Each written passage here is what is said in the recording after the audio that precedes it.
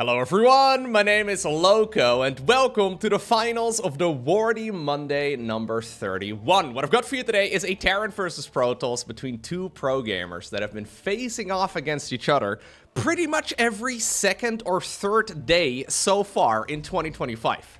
Can you already guess who this is? Well, first off, spawning right here with the little polar bear on the main command center. I mean, obviously, it can only ever be the world champion of StarCraft 2, who goes by the name of Clem.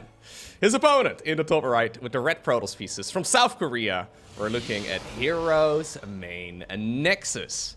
These two, they've been playing against each other a ton as of late. And, well, Clem, he's been demolishing practically everybody under the sun. His win rate against basically everyone is amazing, except against herO. I just had a quick look at their League page, so basically you can just sort all of the matches that specifically these two have played, and I've sorted it to them, and then also after the 1st of January. Against herO, Clem has a win rate of 52%, which is, for his sake, not particularly good. He much prefers having the 70 or 80 or so % win rate that he has over practically everybody else out there.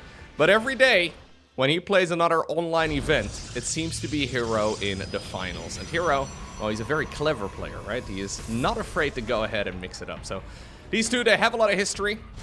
Recently, I've actually seen Clem get quite salty whenever he goes up against herO. I've casted a few series where he is leaving the games without GGs and all that.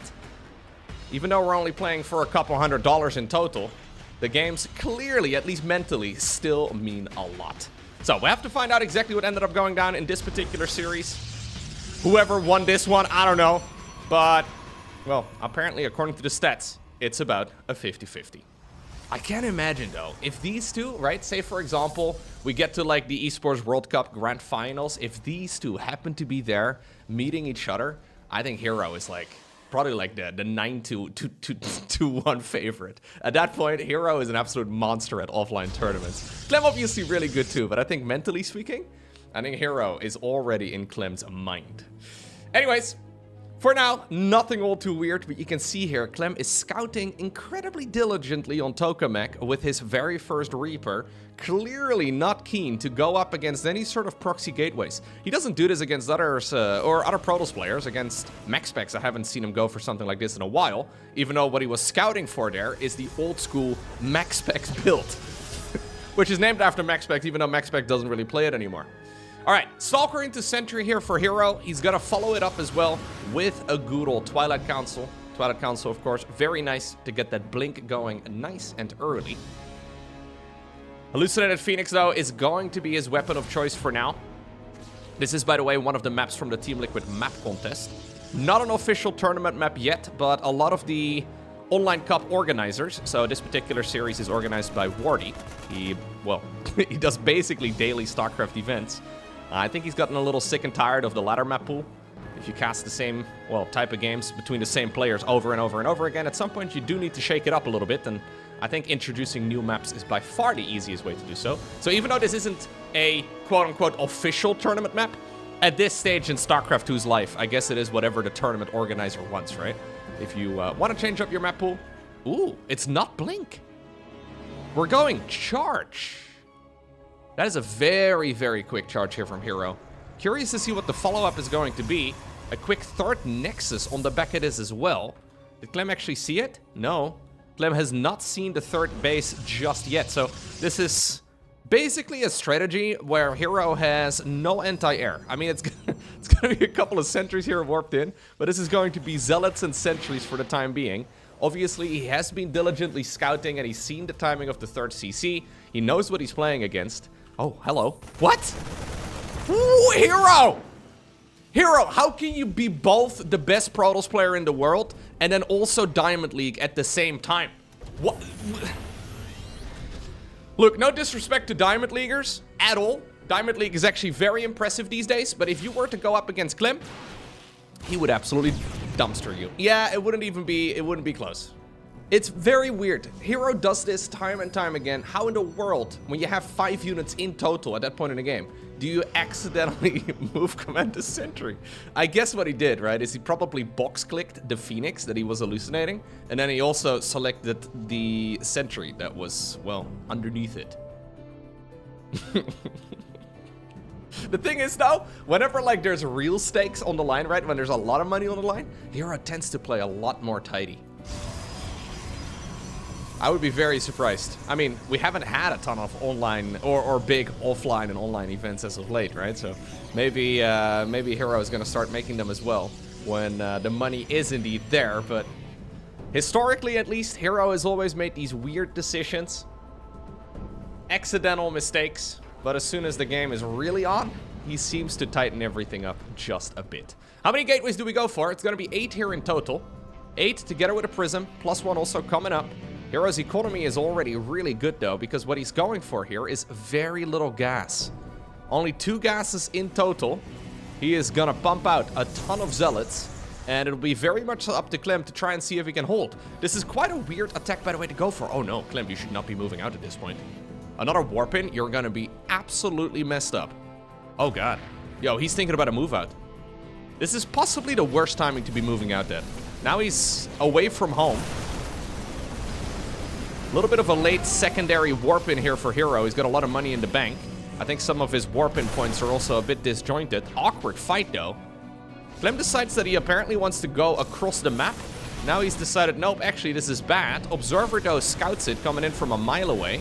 Nice little bit of pickup control here as well with the Zealots. And this is a hero game to a T. Force field? Yep.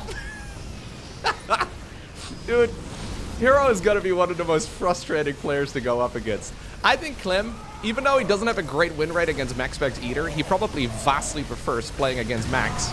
Just because max specs at the very least is predictable. Hero is an absolute madman. GG. Hero, hero, hero. That build is very questionable against a lot of Terran openers. But hey, if you can scout with an hallucinated Phoenix early on exactly what the opponent is going for, well, you might just be able to pull off something a little bit silly. It's funny too, because Zealot all-ins, in general, I think at the highest level, I don't want to say they're frowned upon, but a lot of people don't really necessarily love playing a lot of Zealot all-ins, mostly because they're very hard to micro, right? So when you bring a Prism, you can juggle a little bit, but Stalkers, well, technically the sky is the limit. With Zealots, you just kind of send them in and hope for the best. Not a lot of skill expression when it comes to microing those bad boys, but hero does not care. He uses whatever weapon he has, and well, obviously he has access to Stalkers too. He's very good at microing them. I'd be surprised if we see another Zealot all-in like the one that we just witnessed, but already, Clem is not likely to be enjoying this very much. That was also the worst possible timing, though, for Clem to be moving out, right? So I think if Clem would have sat at home, he would have been in a world of trouble. But being out on the map and being completely disconnected and then letting the entirety of the Protoss army run into the main base, I mean, for obvious reasons, that is very, very bad. You don't really want to have to deal with any of that. Alrighty. No early game shenanigans here on Whispers of Gold. This is an official map. Of course, a map that we have seen a lot of times already. I've actually seen that a bunch of map makers have been working on new maps again, even though the Team Liquid map contest just wrapped up. They're already working on, I guess, the next tournament, or at the very least, they're always putting in the work, trying to make the maps more fun. Seems like the most recent feature that a lot of map makers are messing around with is collapsible towers above mineral fields. So I saw a map, I think this was yesterday, where say it's like a regular like 8-patch base like this. There's like a set of additional golden mineral fields over here with a collapsible tower behind it. And then obviously the opponent can attack the collapsible tower and destroy some of the mineral fields. I mean, kind of cool. I don't really know exactly what the gameplay implications would be, but that seems to be the flavor of, well, I was going to say the flavor of the month, but maybe it's more like flavor of the year. It's a lot of messing around with mineral fields and creating fake wall-offs and, well, odd number of mineral fields too. So the norm for all these years of StarCraft 2 is 8 blue field minerals or 6 golden minerals. That is the norm. Most of the time it's just a good old blue, but I kind of like it. I think it's clever. Obviously in Brood War you have maps too, right? That don't have any gases, for example, on the expansions. And a little bit of variety there I think is a lot of fun. In StarCraft land, in StarCraft 2 land at the very least, we have a lot of, yeah, norms that are not really broken very frequently. Mostly just because I think everybody's always a bit afraid that it would cause imbalances. But ultimately, I think, yeah, Marines are really good if you have a mineral-only base. I mean, Zerglings are really good, Zealots are really good. I think all races can make use of a mineral-only expansion, for example, or like being heavier in the mineral count, or having just less gas in total in general. Like easier to take expansions, but ones that don't have any gas on them, or weird golden mineral fields that can be collapsed on, right? I think it's kind of cool. I think it's fun to mess around with, and ultimately, I think it increases the strategic depth of the game. And believe it or not, StarCraft is still a strategy game. Even though it's all about being faster than the opponent. Anyway, this time around, it will be Blink. Hero is not gonna deviate too much from plan this time. Clem, though, has decided to open up with, oh, a bunch of variety here. So we have one Widow Mine, one Hellion, now one Medevac full of units. It's kind of interesting, actually. If you're a Protoss and you see a Hellion riding around right now, you kind of expect that there's unlikely to be a single Widow Mine. Because, like, what exactly does one Hellion do? Well, this unit has not been used for damage. This has just been used for scouting. Still, though, Hero knows that this is likely not going to be the only weapon that Clem is going to be sending his way. He was ready to intercept the Medevac. Maybe the Medevac is a couple seconds late. At least he expected it slightly sooner. Ooh, very dangerous. I mean, that was a little unnecessary, I think, but... Alright. Ultimately, that was 4 probes and a Stalker going down for a Widow Mine and a single Marine. Also, the Hellion, in the meantime, must have driven in somewhere else. Gotten sniped somewhere. I mean, that's not the end of the world by any stretch. Not entirely sure why we didn't pull the probes a little bit further back, though, after you you saw that entire unit burrow. Very quick clicking there on the weakened Marine, and Hallucinated Phoenix now is going to indeed confirm that this Medevac is no longer around on this this portion of the map, although he's chasing it down with the Stalkers. Good movement here by Hero. Using the Blink, not so much as a push, but to intercept that Medevac. Okay. Forge on the back it is. Charge, of course. I mean, he was fond of it in the previous game. Last game we went charge into Blink, now we're going Blink into charge. A little bit funky. This is the Stimpeg research over here. He just wants to get whatever damage he can get, although I think it would have been really nice if he would have gone for the tech lab that's actually important. One of the siege tanks apparently fired at the factory for just a second. Either way, this is still going to delay that research for a little while. A single Raven was also produced. 2 worker kills on it for now. Got a feeling, though, that these Stalkers are smelling blood. I don't believe, though, that they will be within range of anything, but if the Raven decides to overextend a little bit, well, there's certainly a chance that he can pick it up. He's actually waiting to intercept it if that Raven would go home. There's a cow on the road! We rarely see this section of the map. Why is there a cow on the... Anyways. Oh, he found it. Yeah. Not enough damage, though, but still bruising there on that Raven. Not bad whatsoever. Okay, so the next line of attack here for Clem is going to be that +1 combat shields Stimpeg timing. Problem is, of course, he lost the tech lab, and therefore this research is going to be delayed by however long it takes for a tech lab to be reproduced. So Clem could still certainly go for the attack. I think losing Stimpeg is very painful. Losing combat shields or delaying combat shields, not generally the end of the world. Alternatively, though, he could just go into the command center and sit on the 3rd base for a bit. That is something that a lot of Terrans like to do. But this is Clem, and Clem is generally very aggressive. So I'd be surprised if he decides to just sit back. Also, it's gonna give Hero too much wiggle room, right? Look at Jimmy's shadow. Do you see? Oh my god. Sorry, can we witness Jimmy's shadow a second time over? I don't know if we're gonna have the exact same animation again. No, I don't think we get the exact same animation. I think that's... No, it's different in every... Oh, no, there he goes!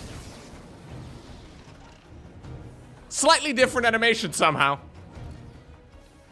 A bunch of the stuff in the replay gets calculated when the game gets played. And then a bunch of other stuff gets calculated in the moment. And visually, it doesn't always look the same. Anyways, let's see. So, Clem indeed is moving out. The problem is, if he doesn't attack, next time around that Hero snipes a tech lab, he's going to be even greedier with this 4th base. One Stalker, though, being a nuisance. Orbital Command not yet started. Ultimately, there will not be any splash damage to defend this attack. But, of course, what hero does have is charge slots, right? And charge slots are really obnoxious to deal with. Proxy Gateway as well on the far top right. Let's see. There is a Robo Bay, by the way, coming up. Hero is ready to collapse on top of his army, but this will be a difficult engagement with this many Widow Mines. Nice movement here. Raven also used with the anti-armor missile. Here's the rest of that Protoss army coming around the side. I love that he brought some sentries here in the mix with every single part of the army. Still, though, is there enough firepower here for Protoss? Siege tanks are dealt with at the very least, but that's also all of the sentries going down there. Clem standing his ground. I think Hero probably hoped that, well, Terran would be running away there with that particular engagement, but Clem decided, you know what, I don't think you have the numbers. And indeed, he is correct. Now suddenly, a Nexus is going full. And this is going to shift the momentum of the game quite a bit. I mean, he should just target the Nexus. Yeah, he wants to get everything. Oh, cancels the warp in too, now kills the Nexus. It's a sneeze away from dying, and there it goes. Okay. Okay. Even though Clem looked a little foolish in the first game, it's mostly because of Hero's decision making. In this match, he is once again a rock solid, not really running into any problems here whatsoever. Maybe having a bit of an issue there with that tech lab getting sniped and the medevac drop not being that successful. But this is all A-okay. Finally, by the way, the Colossus is coming up. Colossus is obviously an option to try and defend these attacks with. But if you go for the charge that quickly, generally we see Protoss players lean into that instead. This is going to be a single Colossus, though, without range. And Clem is already, look at the supply count. He's already so far up. He just has way more stuff. And ultimately, stuff beats less stuff. That's how it goes. Hero's trying to see if he can collapse on top of this a second time. Perfectly positioned Widow Mine again. Waste the charge cooldown. And there is just nothing. There's just nothing remaining here for Hero. Man with gun. Very good. GG. Next up, we find ourselves on the map Torches. I get my torches down and that's what I think of every time I load up onto this map. I don't know why I'm immediately apparently autopiloting to a Justin Bieber song. I get songs stuck in my head all the time. But for some reason, a map as simply named as Torches, apparently that's all it takes, man. Anyways, let's see. Hero has decided to not continue any sort of walling off on the ramp or making sure that he can wall off his mineral lines safely. No, we're not even going to go for the low ground. We'll just build the pylon in one of the most useless positions you can put it. Very nice. There is such a thing as obsessing over the details, right? You can grind down your build order to the perfect setup, and then you look at Hero and you're like, well, I don't think that pylon, literally the very first thing you built, I don't think that's optimally placed. Anyway, maybe he's got some sort of plan with it, but I don't really see where this goes. So this is another map from the map tournament. It's got this very interesting section on the right side. So obviously both players spawning on the right side of the map. There's these golden mineral fields that are skinny that can be mined out really easily. There's these tentacle rocks that automatically die at about minute 8. And then there's, well, obviously you can also just attack them, right? And there's obviously not a whole lot of accessibility towards this entire right side of the map until either it's mined out or the rocks are destroyed or flying units hit the battlefield. Meaning that generally in the earlier stages in the games of on this map that I've seen so far, players tend to expand towards the left side of the map, which is relatively normal. But then the longer the game goes on, the right side of the map becomes more and more obvious. There's also this right over here. You can see the little Swiss flag on the mini-map. No, you can see the little plus. This is a healing circle. So if you place units inside of it, they gain new HP. Ah, we're Warcraft 3 now. Anyways, I quite like this map in the games that I've seen. They have barbecue and noodles? Yo, let's go. Maybe that's what they're fighting over. Maybe that's what we're doing on this map. Oh, and also, lastly on this map, I think this is kind of cool. I have gone on and on and on in previous commentaries on why I like shared bases. Well, The map maker of Torches took it very serious. We have quite literally shared expansions here. Like, theoretically, you could mine, well, these bases at the same time. It would require a little bit of a truce, I guess, and, you know, your opponent being incredibly passive, but technically you could mine this base from both sides. There's a gas geyser on either side at both the 3 o'clock and then also at the 9 o'clock position. Anyways, this time around, we're not going to go into any sort of Twilight Council play. No charge first, no blink first. Instead, we've gone into a Stargate. A little bit funky. Even though generally the right side of the map not super popular in the earlier stages of the game, you can certainly take it. I think it's one of those things that will become more popular the longer that maps are around. Usually players, when a map is new, at least in my experience, they like to expand away from the opponent, just because it gives you a little bit more room to breathe. But, I mean, both herO, Clem, all of the top level players really, at least the Terrans and the Protoss, they play extremely aggressive. So expanding in the direction of the opponent is certainly a possibility. Giant hole in the floor, dude. Ay, what's going on underneath the map? I have no idea. Some sort of dungeon. All right, it's gonna be Phoenixes. So herO's just maxing out on Phoenixes for now. Clem would love to see it, but he has no idea. Once more, we have that single Hellion starting the game off. The problem is a medevac drop, and herO's going to see this coming in from a mile away. Yeah, this is going to be intercepted with ease. Did Clem see the Phoenixes? Well, if he didn't see them yet, he will see them now. Splitty? No Splitty. He split the wrong units. That was a bit clumsy, honestly, from herO. Should have split against the Phoenix and then send it off the other way. So he would have been able to kill the medevac there and taken a lot less damage. Obviously, though, Phoenixes are quite tanky, and they didn't really lose a whole lot of base HP, just 5 there in total. Now, the question with Phoenix builds is always, how many Phoenixes do you make? Oftentimes, the answer is yes, as in all of the Phoenixes. Sometimes we do only see a handful of them, trying to force a reaction from the opponent. Usually, Phoenixes benefit, though, from having larger numbers. So the more Phoenixes, usually the better, up to a certain amount. There's a few different follow-ups for Protoss. Yep, either you go for Colossus or you go for this. This always reminds me a little bit of Corsair into Zealot, or Corsair Dark Templar from StarCraft 1.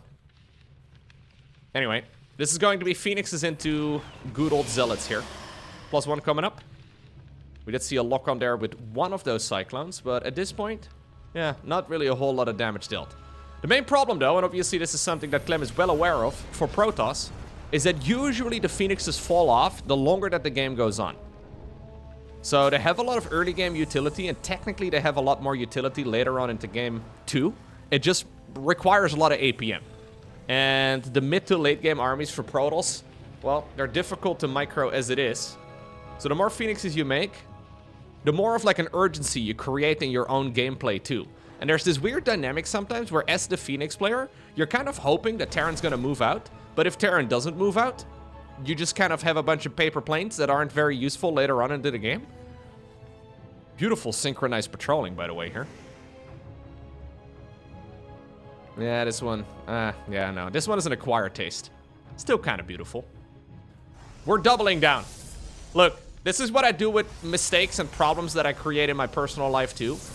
A lot of people decide to take a step back, they reflect, and then they decide to not make that mistake again in the future. herO does what I do. He's doubling down. So we're going Phoenixes only now. +1 air coming up. Phoenix production continues as well. I wouldn't be surprised to see a fleet beacon ranged in a moment. Here go the men with guns. You know what men with guns are really good at? Shooting planes. Yeah. They're not gonna have a hard time sniping those Phoenixes. Clem going around the site. Combat shields finishing up. Infantry weapons level 1 finishing up too. Zealots are scary though. The Phoenixes not so much. Oh, careful, careful. Don't donate them! This is awkward. Liquid Clem was like, yo, here's a medevac full of siege tanks. Take this one. And herO's like, no, I don't want that one. I want the new one that just came out of the factories. Interesting setup. So, herO's got an awful lot of army here. But also, one that tends to fall off. Clem would definitely benefit now from not fighting. He wants to secure an expansion on the low ground, though, and this is in a wide open spot. Yep, and now suddenly, the Zealot trap has been revealed. Phoenixes decide to lift up a whole lot of Marines. Still, though, the Widow Mines are trashing the Zealots. Easy engagement there for Clem. Not panicking. Pulled back at the perfect moment. And suddenly, that was 14 Zealots down the drain. I mean, we also did see 17 Marines die throughout this game. But that's a trait that Clem will make any day of the week. Now he also knows exactly what the plan of Protoss is. Looked like he was trying to retreat here, but then landed a bunch of mules on the low ground. Liberator's coming up already. Okay. Second robo facility together with a robo bay. hero, by the way, did go for that shared base at the 3 o'clock. So this is one of the things, I guess, that he can make use of, since Clem benefits from sitting back here, creating a large army. Hero knows that he's got all the time in the world to try and get that gold base going, but there will be a moment where Clem will attack. Ghosts are, of course, phenomenal, right? If you can get ghosts going here, I mean, that's going to make life way more comfy. EMP is a phenomenal skill. Very good against Zealots. Very good against basically everything Protoss, but also against Phoenixes. Heroes, well, Phoenixes here are, of course, spellcasters. They have a energy bar. And the EMP will still affect that too. I think if you want to fight, you fight right now, hero. He doesn't know, though, about the timing of those additional units. Yep, I think Clem going around the site makes a lot of sense. He now sees the base. Doesn't have to commit with his entire army. Bunch of units over there trying to deny this.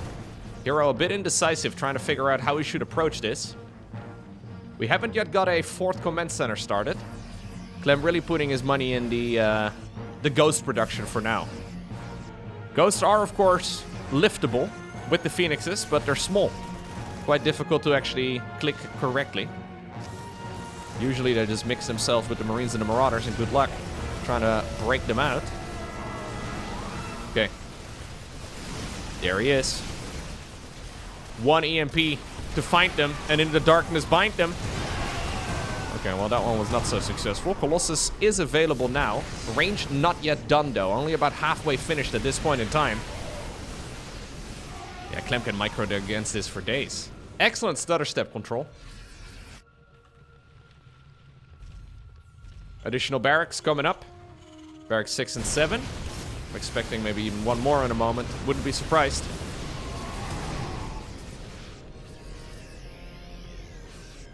It's a back and forth dance at this point in the game.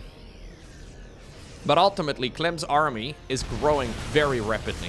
Maybe the splash damage, though, of the Colossi can change the matter of this battle. Good lift right there with the Phoenixes. Although a Widowmine still dealt a bunch of damage. 4th command center, for some reason, is over here. I don't know why we planted it over there and not, like, in any of the safer locations. Apparently, we're putting it in the most exposed spot. Now, suddenly, the SCVs are running into Colossi. Oh, no. Clem, what just happened, dude? Did you go AFK? Well, he very clearly went not. I mean, In the meantime, by the way, there is a Marine drop, killing a very similar number of SCVs, or Protoss SCVs here. And Nexus itself goes down. A Disruptor transition is going to be interrupted, and this is extremely expensive. A lot of tech going down as well for Protoss. So now suddenly, Hero is feeling compelled to move up towards this high ground, try to see if he can finish the game with the army that he's got right now. Viking production has been underway for a while. EMP has already blanketed the entirety of that Protoss army. One of the Colossi fell. 2nd Colossus is getting targeted down. Still, though, it's around for the time being, and the lasers are dealing a lot of damage. One more Colossus remains. Yeah, I think Clem has got this one in the bag at this point. He's killed another expansion over here, too. And even though there was some interesting decision-making with the 4th command center placement, and then also the SCVs running into the Protoss army, it is ultimately Clem who obtains the victory in game number 3. Alrighty. Next up, we find ourselves on Persephone. Beautiful map name. I kind of feel like I need to... Hold up. Persephone. Gotta work on my own echo there. Anyways, this is the map with the highway. I haven't seen a whole lot of games yet where the highway is relevant, but there is a, well, a very long vertical here with speed circles. I like it a lot. There's also this base over here. Like, whenever I look at Persephone, I just picture a game where it all comes down to these golden mineral fields over here, and the players are skirmishing through these circles, both desperately trying to take these resources. It'd be sick. It'd be really fun. There once again is a healing zone right over here too. This one, however, has a flying unit blocker.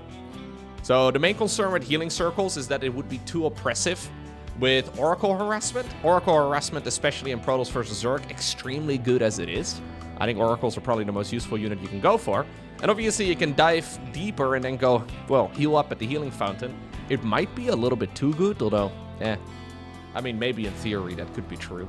I think it's a little too early to really say that, but yeah, these flying blockers, I suppose, are going to make all of that a little bit different. Other than that, the map is also pretty solid. Yeah, even though a lot of the right side of the map has not come into play yet in the games that I've seen, maybe today will be a little bit different. Command center on the low ground for Clem. Nexus on the low ground in the meantime on the other side of the map. Cybercore coming up. And I would imagine that we're gonna be going into a good old Twilight Council again. Match point, of course, here for Clem. So he's got a bit of wiggle room if he wants to be aggressive. Right now would be the time.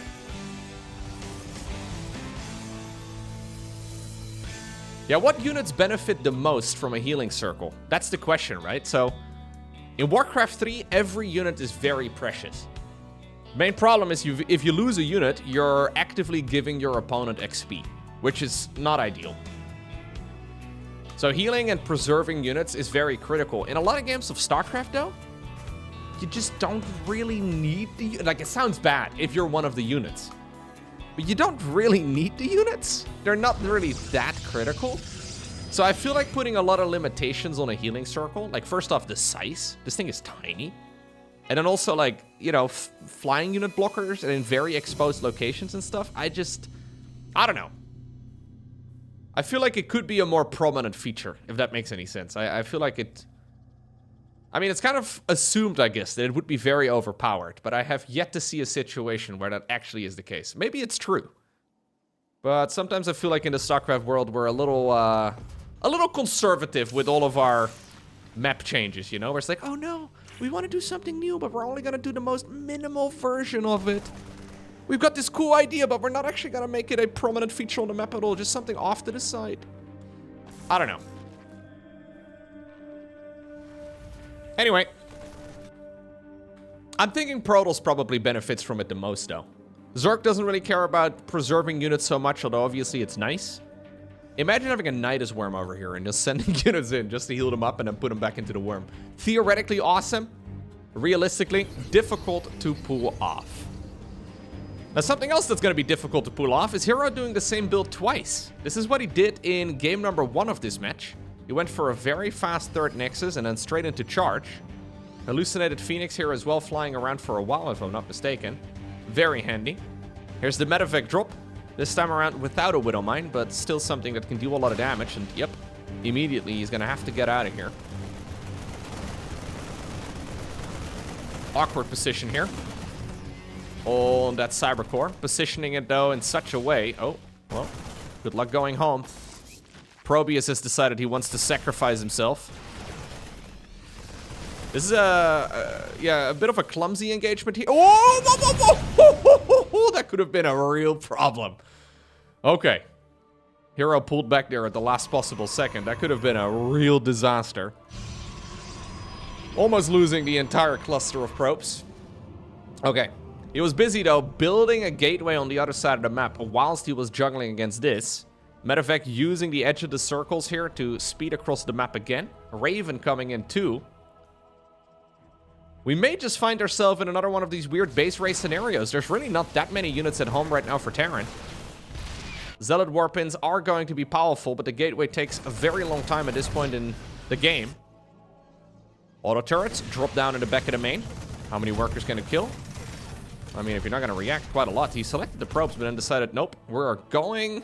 Where we are going, we need minerals right now. So he decided to purposely give up on the troops.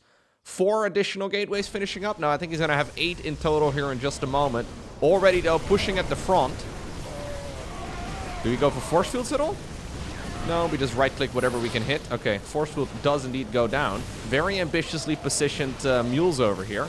Not sure why we're warping them in right over there in that spot.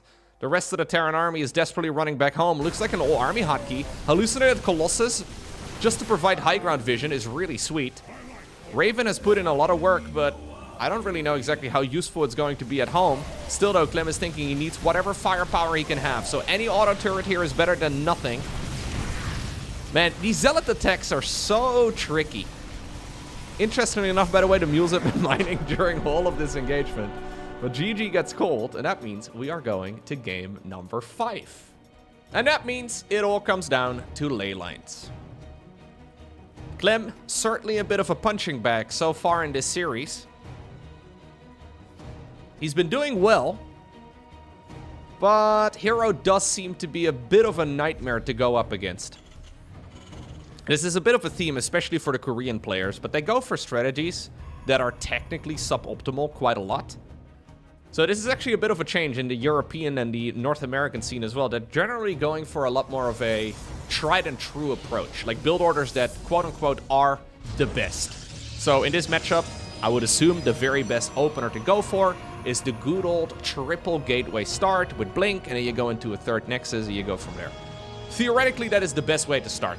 However, I mean, a bit of a coin flip, if it's a weighted coin, right? If you know that the coin is likely to be going in your favor, maybe it's worth pulling off. And it is something that, well, for example, herO loves to do, but we see this as well from the Terran players. We see this a lot from Dark. Technically suboptimal strategies if StarCraft was an Excel spreadsheet. But it turns out it's not. So far, herO has won 2 games in this series, both of them with the good old charge build.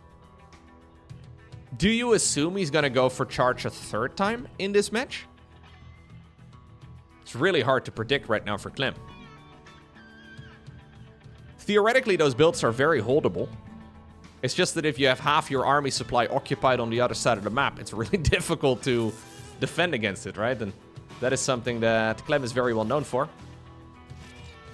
Maybe to a lesser extent than, for example, Bjorn.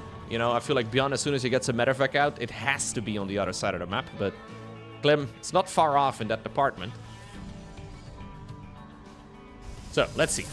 Cybercore is done. We're gonna go into the good old Warp Gate research. Twilight Council. I would not be surprised if it's gonna be planted right about right over there. We're not going Stalker first. I believe in the games where he went for the Zealot opener, he did go Stalker into Sentry. Shouldn't really matter all too much, but the additional scouting is very, very nice. In the meantime, on the other side, though, nothing all too weird here for Clem. He did go into a reactor onto the barracks, so he's going to be able to pump those units out 2 at a time. Since the factory is positioned all the way over there, I don't think we're going to be going into any double factory production anytime soon. A safety bunker at the front as well. The piggy bank bunker. You can always salvage it later on if you need it. He's already paid for the CC. Problem is, though, the Adept can just bypass it for now. You have no control as a Terran player to where that SCV is actually putting up the structure. A little bit annoying, but saves it. And pops it out on the other side. Cute play right there by Clem. No damage done here by herO, other than slowing down the CC for just a little bit. Okay. It will be good old Blink. Technically the most common strategy to go for, but also the one that Clem is going to have most practice against. A single Hellion again, mostly just to keep things around and maybe just to get a bit more additional scouting. That's how he's been using it throughout this series. No Cyclone shenanigans. Nope, no Cyclone shenanigans. Instead, we're going to go into the good old Banshees, it looks like, or the Raven. Yeah, we can do both. Okay. Let's see. hero patrolling a bunch of the stalkers. He doesn't know where these units are going to be coming in from. Look at the minimap, man. The movement is always kind of funny to me. Hero's predicting where the units are going to come in from. Clem, though, doing exactly that, but in a slightly different position. Okay, ultimately everything does get halted. No vision here for the Terran player. All he would have scouted here is Blink. And this is exactly why these unpredictable builds are so powerful, right? So this is the most common way to play. But because of the previous games in this series, Clem feels the need to, well, scout. If it would have been, right, if this was the 5th game where Clem would have faced off against a Blink Stalker opener, he would not be surprised by this sort of thing at all. He wouldn't even bother scouting. Probius, by the way, celebrating his victory. Right now, even though this is the most conventional way to open, he does have the need to, at the very least, double check. Oh, getting the Raven to be big. I think he could have targeted it. A little awkward here. He wanted to get both the auto turret and the Raven. Ultimately, not getting a whole lot. Stimpak coming up, though, for Clem. Barracks number 3 is going to finish up in just a moment. And he's already set up here to defend against this sort of shenanigans. If you spawn over in this section of Ley Lines as Terran, your add-ons are in the direction of the siege tanks.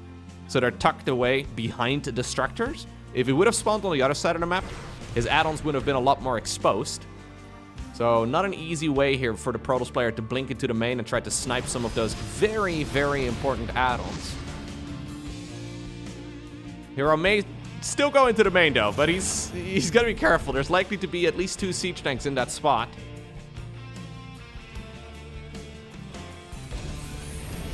Prism is going to scout.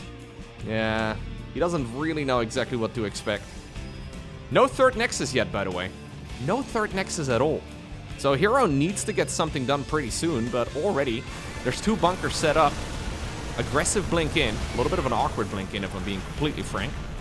Don't love it. Instantly rebuilds one of the bunkers. Rather than going into a 3rd. Oh, he's baiting them. Oh, he baited the siege tank shot there. Still an aggressive follow-up. A lot of those units are going to slither away. Awkward engagement there for Hero. I don't really like that fight at all. He got a siege tank, but it cost him a lot. Another bunker cancel, but ultimately those bunkers are practically free. He's still going to blink in. He really wants to get Stimpak. 1 second, 1 second, it finishes. Ooh. Ooh. Okay, he denies 1 upgrade, but my god. 17 stalkers for a couple bunkers and a siege tank and an upgrade. I mean, that is expensive. Storm is coming up right now, though, for the Protoss player, and it will be absolutely critical. There is about a 0% chance that he is going to hold whatever attack is coming out of Clem here without Storm. 3rd Nexus is now building, but usually we see Protoss players taking this as they're going across the map with the Stalkers. This is obviously much, much later than that. Clem playing it slow, playing it steady. Doesn't feel the need to really take any risks. He just got the Prism as well, by the way. I think the Prism was still going around these parts. I think that's probably why we see these Widow Mines on cooldown right now. Okay. Yeah. At this point, Clem is doubling his opponent's army supply. Look at this. A little bit more than doubling, huh? 10 supply versus 73. I mean, Storm is powerful, but not this strong. Okay. Well, I mean, those first storms were really good. Those first storms were really good. Oh, the 3rd storm? Okay. Don't think he can really complain about that. He just has no backbone, though, behind any of this.